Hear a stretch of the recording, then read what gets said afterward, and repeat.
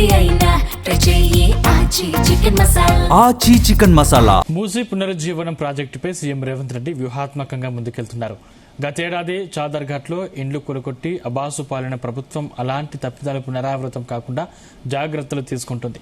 అందులో భాగంగానే 55 కిలోమీటర్ల మూసీ పునరుజ్జీవనం ప్రాజెక్టులో 37 కిలోమీటర్లపై CM Revanth Reddy special focus పెట్టారు.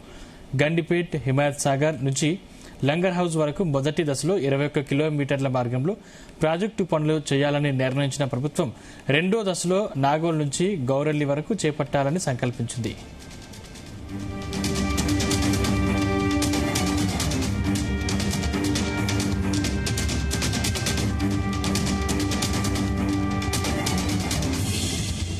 యాభై 55 కిలోమీటర్ల ప్రాజెక్టులో 37 కిలోమీటర్ల రెండు దశలోనే పూర్తి చేయాల్సి ఉంది.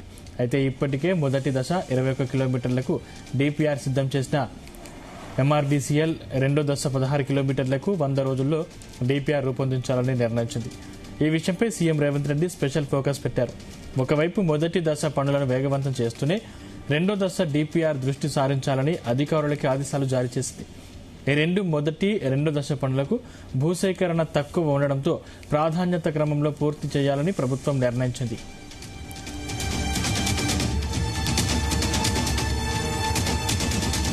హైదరాబాద్ మూసీ రివర్ ఫ్రంట్ ప్రాజెక్టులో భాగంగా ఫేజ్ 1లో గాంధీ సరోవర్ వరకు 21 కిలోమీటర్ల మేరకు పూర్తి చేయడానికి మంత్రిమండలి పరిపాలన అనుమతులను మంజూరు చేసింది.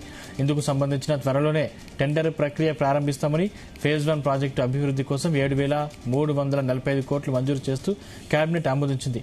ఉస్మాన్ సాగర్ నుంచి గాంధీ సరోవర్ వరకు 11.8 కిలోమీటర్లు, హిమాయత్ సాగర్ నుంచి గాంధీ సరోవర్ వరకు 9.2 కిలోమీటర్ల మార్గంలో ఇండ్ల నష్టం తగ్గించే విధంగా ప్రణాళికల్లో మార్పులు చేయాలని ప్రభుత్వం నిర్ణయించింది.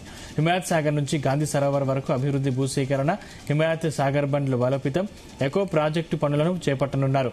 ఉస్మాన్ సాగర్ నుంచి గాంధీ సరోవర్ వరకు విస్తరణ, రక్షణ శాఖకు సంబంధించిన భూములను సేకరించే కార్యక్రమాలపై ప్రభుత్వం ఫోకస్ పెట్టాలని నిర్ణయించింది.